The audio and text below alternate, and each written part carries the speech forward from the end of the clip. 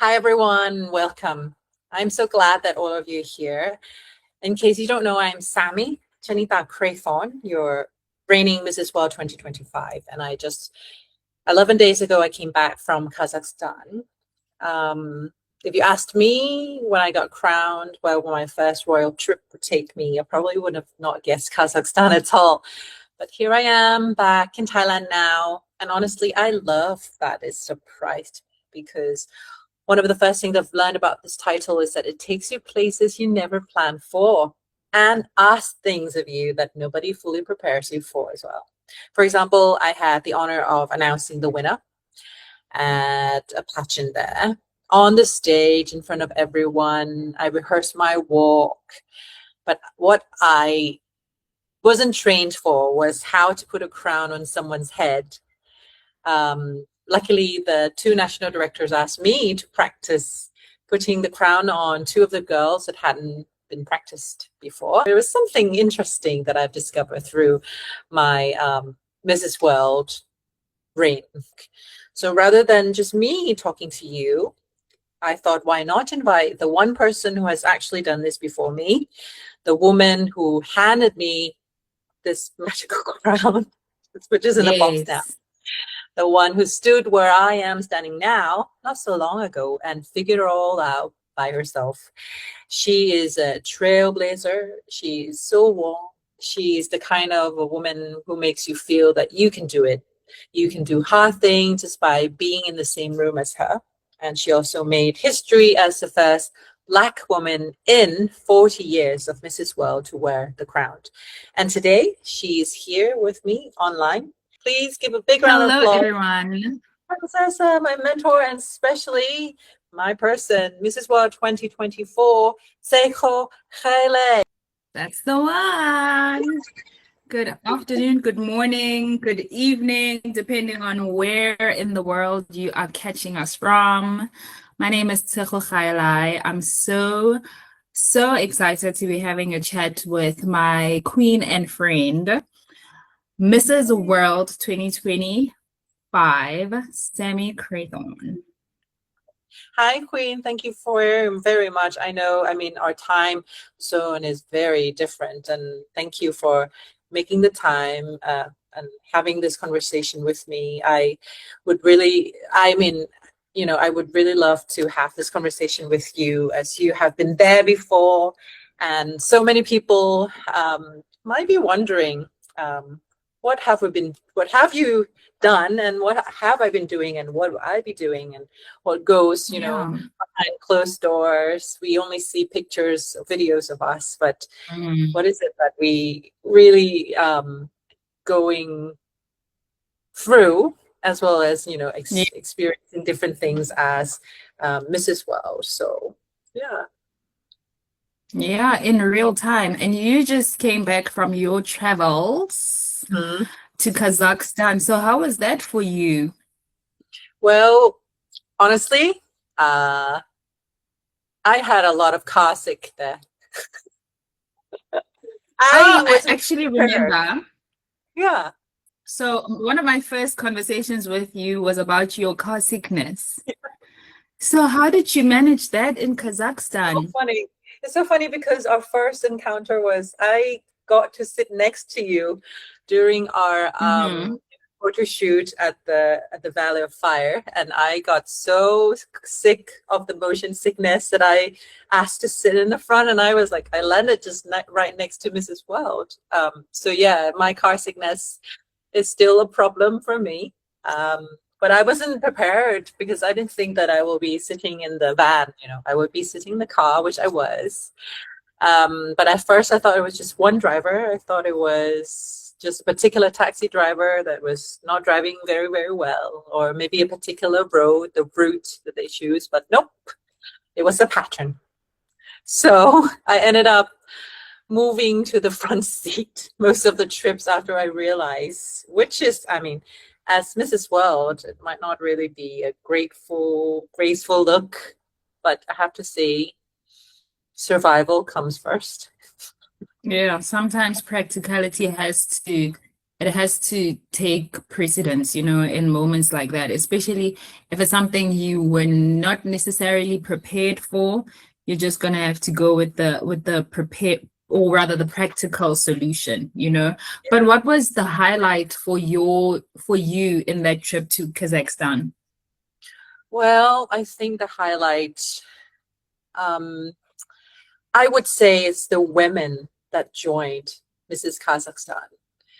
A lot of them, I mean, I think the moment that I arrived in the rehearsal room for the first time that I met these ladies, they were they were so happy to see me. And I felt like I was I was there to help and to make their day a little bit brighter. I was very overwhelmed by the excitement and their love and how excited they saw me. So that was really, really nice. And I get to speak to some of them. Some of them were able to speak English, so I was able to speak to them. Some Yeah.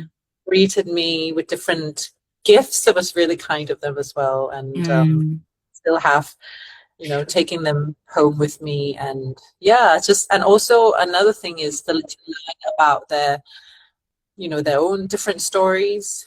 This is what I love yeah. about Mrs. It's like when I went to America, I met you, I learned about you and your family, your career, what you stand for, and the other ladies in the whole process. So that was one of the highlights. Plus Kazakh Mm. food as well. That was really good. I've gained weight eating many, many good food there. That's not a bad thing. It's happy weight, so it's not a bad thing. But I mean, I've Happy managed weight. to go back to my routine. So I'm kind of back to where I was before I left Thailand. Yeah, that's Yeah. good. That's good. And a lot of things happen on the spot. Sometimes you are prepared for them, sometimes you're not prepared for them. There's no handbook when it Mm. comes to being Mrs. World. We learn as we go. But share with me some moments where you had nobody to ask. There is no handbook. You just had to figure it out and keep going. I think the different one of the surprising things that I've mentioned a little bit before was how to place a crown on someone's head. Did anyone teach you that? You know what? I No, actually, it's funny you should mention that, because when I put the crown on your head, the crown had been squeezed so small. So my crown was actually big, right?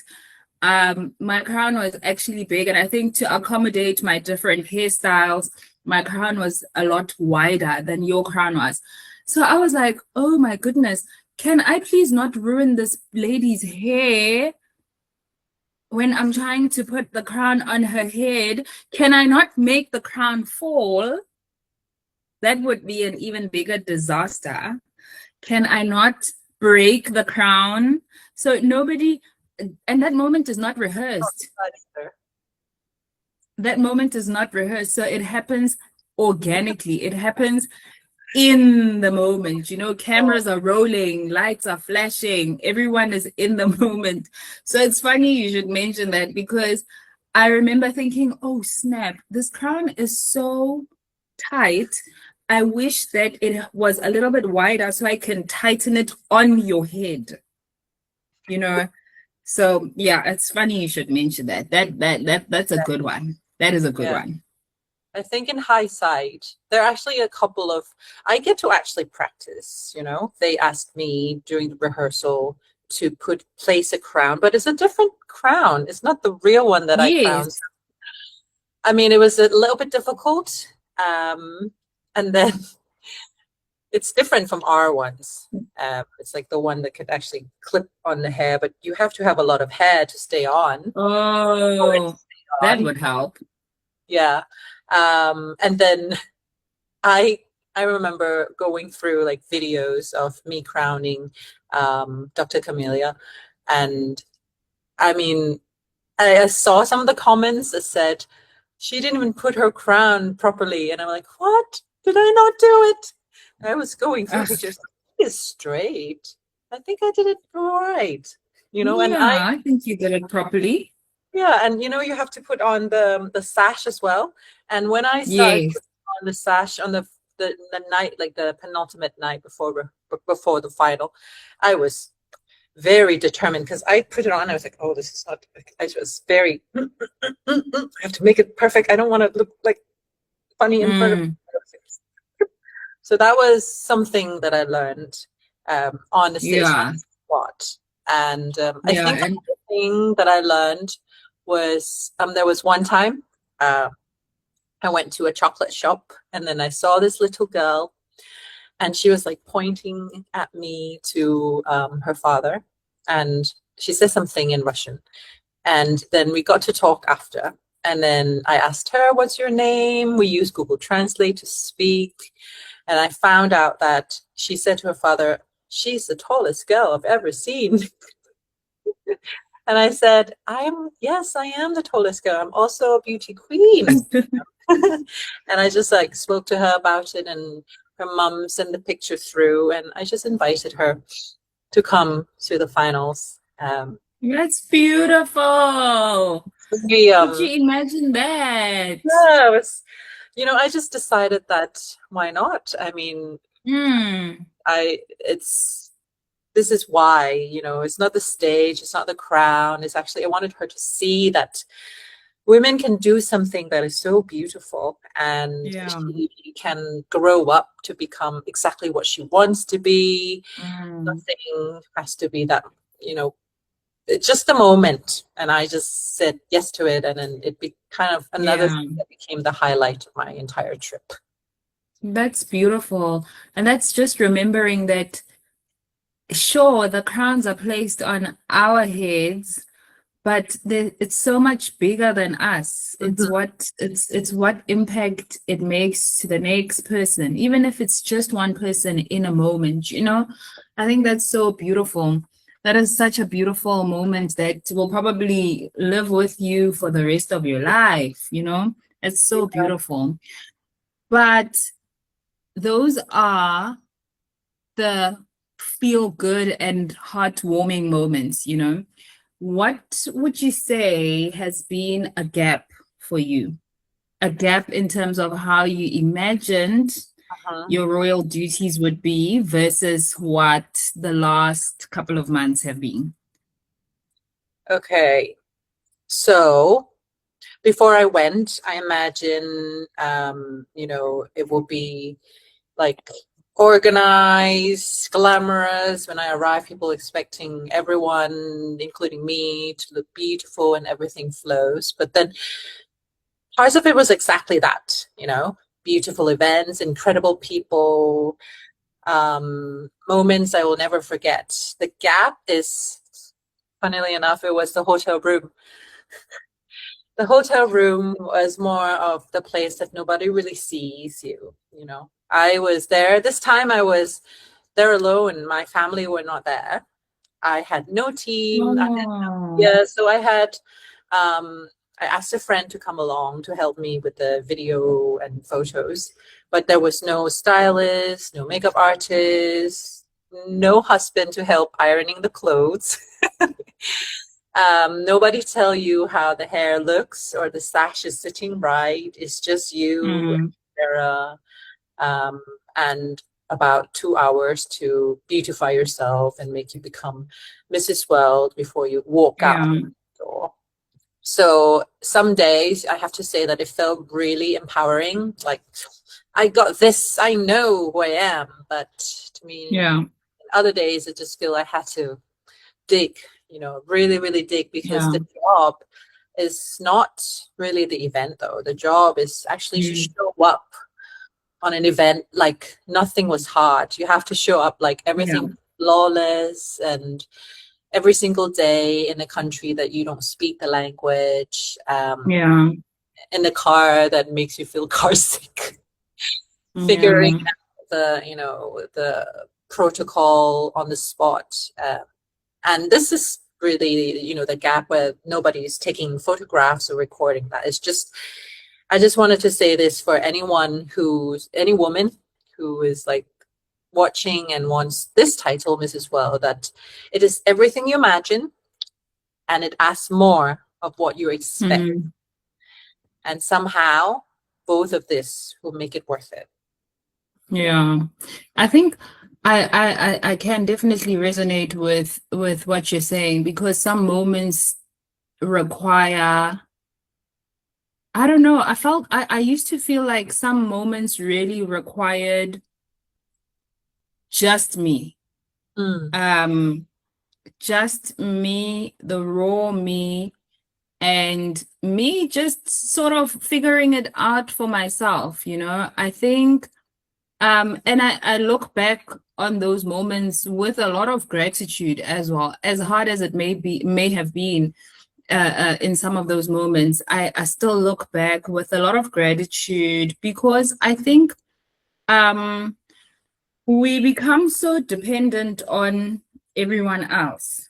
You know, we become so dependent on there being someone that's going to take the pictures, someone that's going to validate how I feel, how I look, someone that's going to beautify me, someone that's going to. But then because we become so reliant on everyone else, we shy away from giving ourselves moments of relying on ourselves. And I think for me, one of those that sort of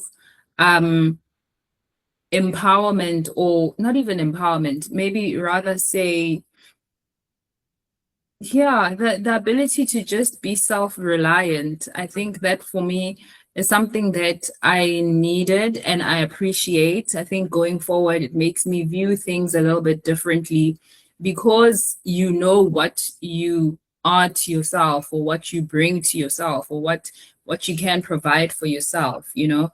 But it does get heavy, and it does get lonely sometimes. Yes. And us being mothers, for example, you know, we carry a lot. You don't switch off being a mother. You know, the idea or the thought of your child or your children stays with you, whether you walk into a boardroom or whether you walk onto stage.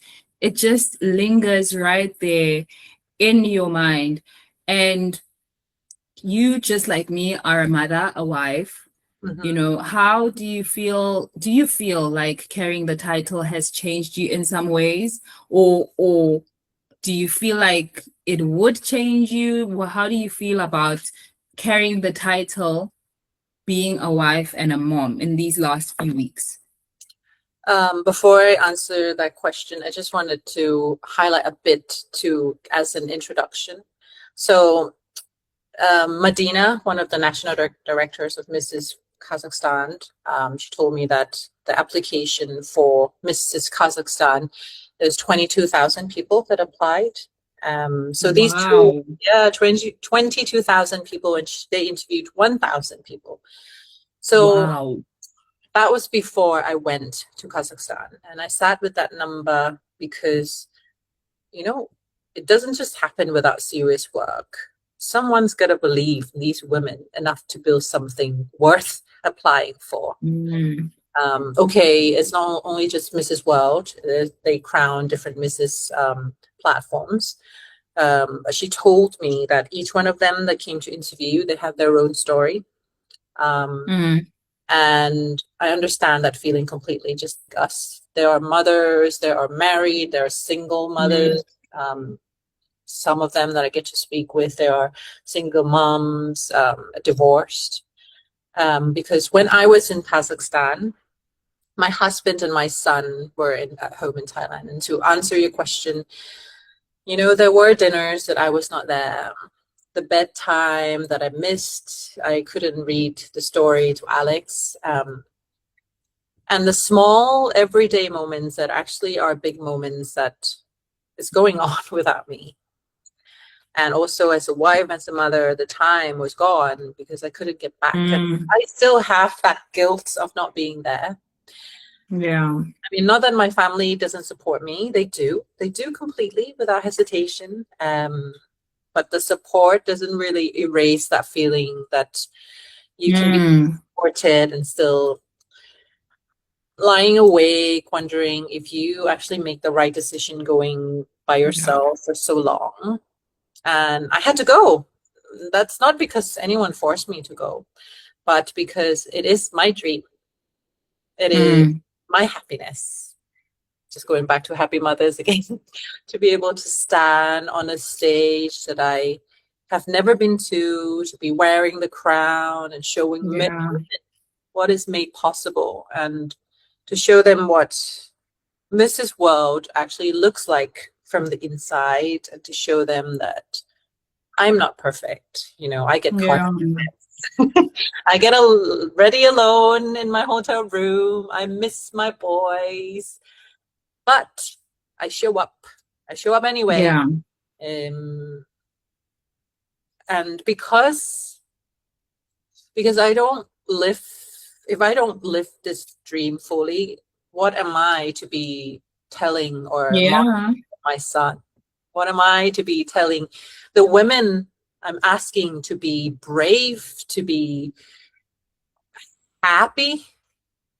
I have to say that the guilt doesn't really go away, but it does sit next to the purpose now. And like I said, you know, I wanted to give up many times before Mrs. World, but Happy Mothers is much bigger than just me. The purpose is definitely much bigger. I don't know if you remember when I was at Mrs. World, I actually shared a TikTok about it. Both times that I had attended Mrs. World, I missed my son's birthday. Yes, you did. You did. And how did you missed my son's birthday. I missed my son's birthday and I felt so bad. Of course, I came home and I made it up to him. And with having gone to compete at Mrs. World, I think that I'm glad that I came back with the crown. Because can you imagine? I missed my son's birthday and then came back empty-handed. So I think for like I definitely came back and I made it up to him this year as well. I missed his birthday, but I came back and I made it up to him. And I'm so nervous. I'm so nervous because obviously I want to attend Mrs. World in 2027 to come and support you. But I'm so scared that it's going to fall on my son's birthday. I hope not. I am so scared. I hope not. So it's going to be a very tough decision to make when the time comes. But I mean, I guess these are the things that we have to go through. There is sacrifices that need to be made when it comes to chasing your dreams, as long as you're not jeopardizing your family's health, you're not jeopardizing your family's safety. I really think that it's important for women to have the opportunity to fully chase their dreams, because at the end of the day, we think our children learn the things that we tell them, but they actually learn the things that they watch us do. Correct. You know, they really learn the things that they watch us do, and do them fearlessly, do them boldly, do them with a goal-driven mind. You know, these are the things that they learn. And I think even though I had to sacrifice something that is big for me, because my child being my only child, it's not just a day that he was born, but it was the day that a mother in me was born as well, you know. So it's a big deal. His birthday is a huge deal to both of us, for both of us, I think. So I think, yeah, we sacrifice here and there, as long as we're not jeopardizing safety, health. You know, the balls that you juggle in the air, there's glass balls and there's balls that bounce back. The ones that bounce back, that's fine. We do not compromise the glass balls. Yes. That's the thing. As long as the glass ball is still intact. Yeah. Okay, well, I know that you've been asking me questions, but I also like to ask you a question as well, if it's okay. I mean, I don't know if you've spoken to anyone about this before, but I want to hear. I mean, you've done your royal duty as well last year. So can you tell me about Sri Lanka? How was the trip? Did you do anything that you did not expect at all? So can you let me know? And then Oh, dive Sri into that. Lanka, Sri Lanka, Sri Lanka, Sri Lanka. Sri Lanka has my heart. How Oh, come? How come? Oh, it makes me want to go too. oh, Sri Lanka literally has my heart. So everything, I didn't really do anything that was unexpected, and I think, remember, Sri Lanka was later in the Second one. year. I think it This was is the my second. last trip, Yeah. actually, before I Yeah. went back to Mrs. World. Okay. So Sri Lanka was my last trip, and I had had a few rodeos before then. So I didn't really do anything unexpected, but they allowed me to have free reign now and then to say I want to do this. So I had actually asked them if they can take me to the temple. Oh my, I mean, I am Christian, but I'm really open to learning about people's cultures and people's religions, people's faith. Um Taking in the experience, seeing what it means to them. And I think that's what made it so big to me, going to the temple, you know. And wow, they literally took me around the temple. They explained everything to me. They told me about um the tree that protected the Buddha when he was on his pilgrimage, when he was on his prayer journey. It was such an eye-opening experience. I think I get goosebumps every time I think about it. But for me, the people of Sri Lanka as well it felt like home. It felt so similar to the people of South Africa. In the interpersonal skills, even, you know, it just felt so welcoming. And it wasn't because everybody knew I was Mrs. World. Not everybody knew I was Mrs. World. I mean, there was a day where we went and got our nails done, and I wasn't wearing a crown. I wasn't wearing a sash. I was just me, you know. Nobody knew who I was, but still, people Not just kind. They're just very people are just so warm. People are just so kind. And Sri Lanka itself is beautiful. The beaches. Wow, wow, wow, wow, wow, Oh, wow. you So get I to was go to in the beach. Colombo. I didn't actually go to the beach, but I could see it from the Ah, hotel where I was. Stunning, stunning, stunning. It was just such a beautiful experience, holistically beautiful. I That was probably one of the highlights of my traveling history, you know, in nice. my life. I mean, if you could go back, what would you tell yourself before you landed? Would you prepare anything Mm, differently, or what would it be the advice for me? I would say definitely eat more. Small. You will miss that food when you get home. Eat, eat it all up.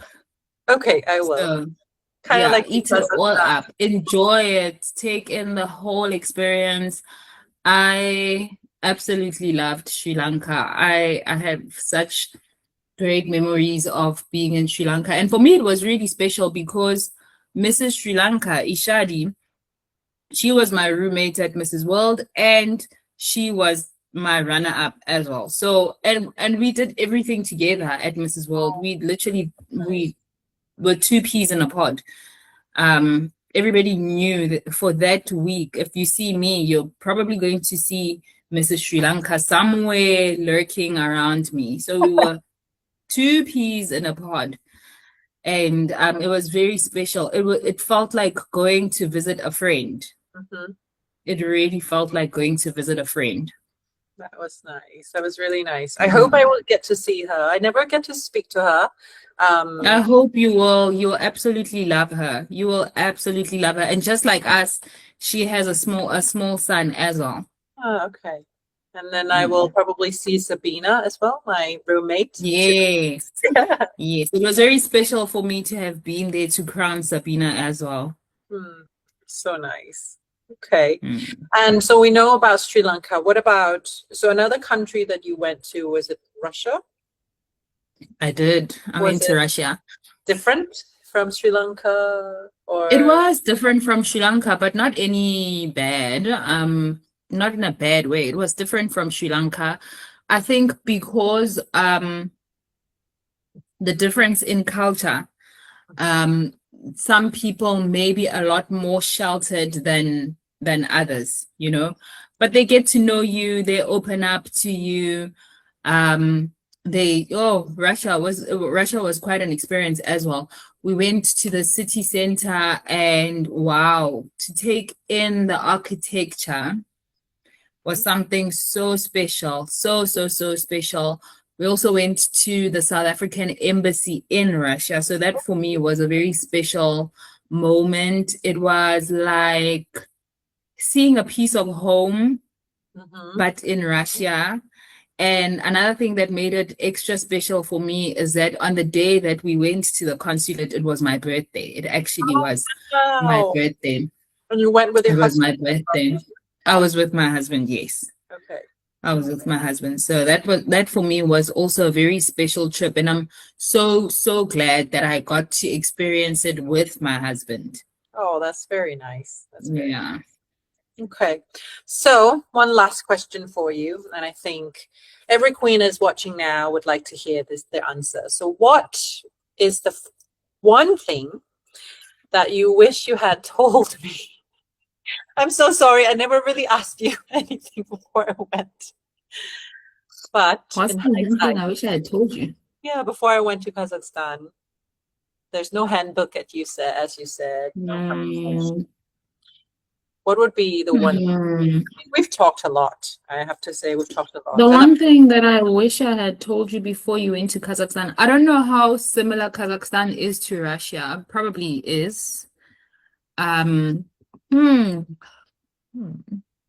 I don't know. The one thing I wish I had told you is to learn to do your own makeup.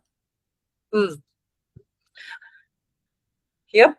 But I mean, I would say that about every way that you're gonna travel. I think because like I am my own makeup artist. Everybody knows that I'm my own makeup artist. I do here and there. Well, you do it so well as well. You know? I've had to learn. But I do here and there like allow makeup artists or get makeup artists to do my face. But I am my own makeup artist. It just saves time. It saves stress. It saves you on. It saves money. It saves money. Yeah. Let us talk about how much money it saves so much money. So I think for me, yeah, I would say pre-plan every look to the earring. And girl, if you learn your face, do your face. I mean, I know it's not queenly.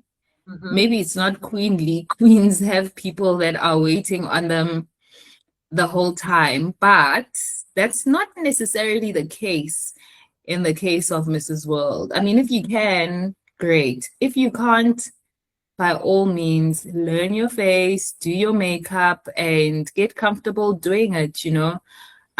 You have more to gain that way than any other way. Yeah. It makes me feel like, I mean, I've been taking lessons before Mrs. World. I think I had like three to four teachers or makeup artists. And I'm like, you know, mastering it every day, including the hair as well. I comb my hair. The practice makes perfect. Yes, it does. It really helps. And, you know, our facial structures are different from different people, and not all the makeup artists will get it the way we want to get it right. You know what I mean? So, but that's a really good advice. And I think it's a really good advice to all the queens that, yes, you can spend money for the If passion. you can, by all means, you Yeah, know, if you yeah, have all that money to spend on makeup, and please, by all means, and it makes you yes, comfortable, it makes you yes. confident, do But it, then whenever you you know. become a queen, you should also know what is good for you and how to adjust it properly. And Hmm. today I was Hmm. reading the news. I like this, so someone was doing it for me. But if I had to change something, I would be able to do that too. Yeah, you know, you'd be able to tweak it to be the way you want it to be. And I think it's also empowering, you know, Yeah, it's learning new skills. It really can't hurt. It's learning new skills, skills that make you better and a more well-rounded queen. So I think it can't hurt. I would definitely advise it to everyone on whatever pageant journey that you're embarking on, you know? Yeah, not limited to Mrs. World. does Mrs. South Africa also have like the lesson of makeup artist Hmm. lesson as well as part of the process? Yeah. Oh, good. So the thing that I really appreciated about Mrs. Essay is that at the time that I had entered Mrs. Essay, I think they still have a makeup sponsor now. But at the time that I had entered Mrs. Essay, there was a makeup sponsor, and the makeup sponsor would actually, like we're having now, go on Zoom and give us lessons, give us Oh, really? simple tricks, simple tweaks that you can do to just put a quick face together. I mean, tricks like what I've done today. I'm not wearing a lot of I'm not wearing makeup at all on most of my skin. But tricks to help you put a face together, a presentable face together, Mhm. even just, you know, a day-to-day look. Those are some of the things that I learned in my Mrs. South Africa journey, things that I hold on to this day, and things that I share whenever anyone cares to ask me what are my makeup tips and tricks, you know. There's a shade of red lipstick that works for every woman. Every woman Oh, has her really? perfect red. Yeah, every woman has her perfect red. Um, Good skincare can save you a lot of time on having to put on any makeup at all. You know, clean brows make you look like your face is put together. You know, little tricks like that that I learned during my time there, I've really held on to.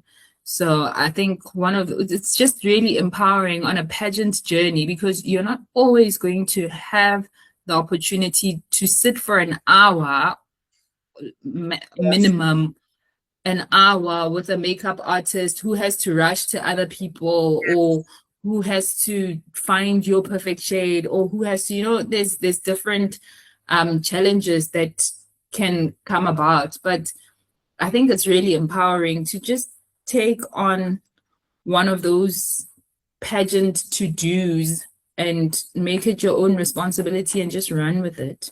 Yeah, sounds great. And yes, the best advice is to learn how to do your own makeup.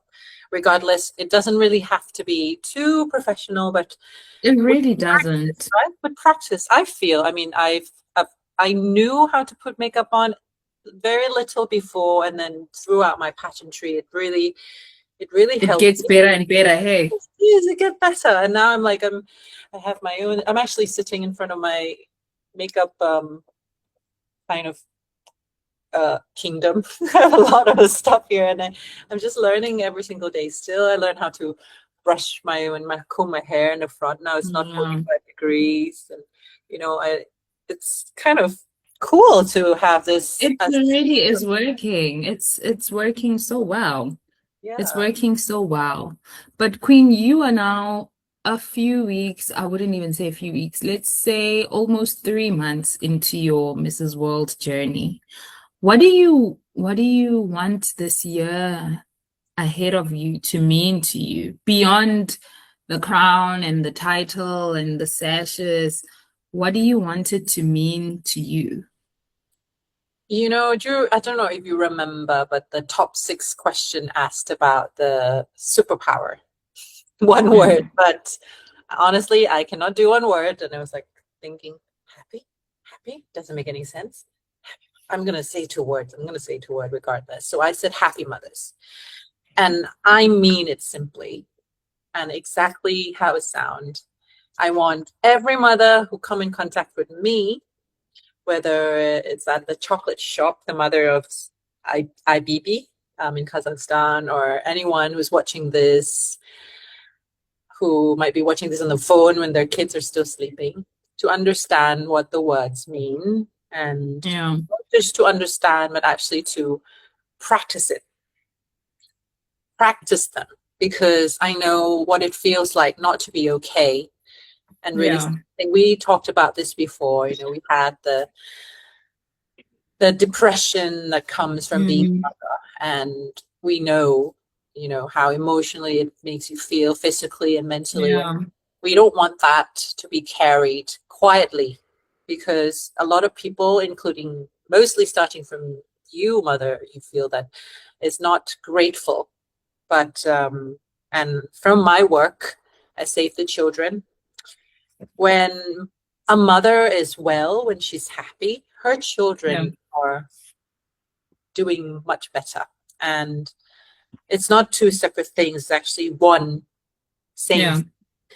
And if a year for me could mean anything, I want it to mean that somewhere in this world, a mother that heard the words happy mothers and thought, wait, am I happy?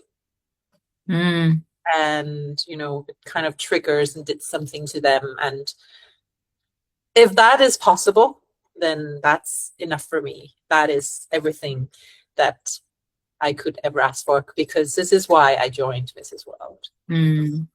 It is absolutely possible, Queen. It is absolutely possible, especially because I've seen your determination and your just your what's the word I'm looking for? Your determination, and you've really defended this purpose with everything that's in you, and I've seen it.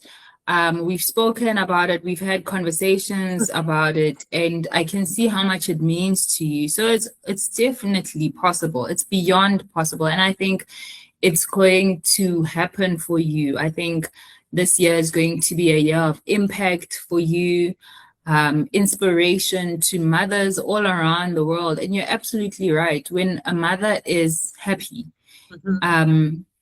it's not just the saying when they say happy wife, happy life, but it really has a ripple effect into the life of the family, and I personally believe that happiness is not a destination, but a journey. It's just, finding pockets of happiness in every single day, as we navigate through this journey of life. And who better to help mothers all around the world in their navigation of this journey, in their pursuit to happiness. So I'm still saying congratulations to a very well-deserving queen, and I'm looking forward to seeing how this year unfolds, how it keeps unfolding. Thank you very much. Thank you very much for all your advice. I really, really appreciate it. Even from the beginning, when we first met in Las Vegas, and after crowning me, you're still such an amazing mentor and very supportive. And thank you for sharing all your inspiring stories with me. Thank you again for being exactly who you are, and for making this reign feel so, I feel safe. I don't know if you know that, but I do feel, like you have painted the picture for me, what to expect, and your advice, very highly appreciated. So Tshego, You are absolutely welcome. Thank you You very are much. welcome, Queen. I really appreciate this time that we've had to chat and catch up. Yay! And thank you again for being my first interviewer, and let's keep in touch. And anything else you want to say to all the women watching now? Continue to believe in your light. Fix your face towards the light. Choose to look into the light. Choose to be the light. And yeah, I think that's my parting shots today. Okay. Well, thank you again. And I will, yeah, I think every queen has first trip, and this one is mine. And I cannot wait to show you all what comes next. Thank you, Tshego, for coming in today. And I will see you later. Bye.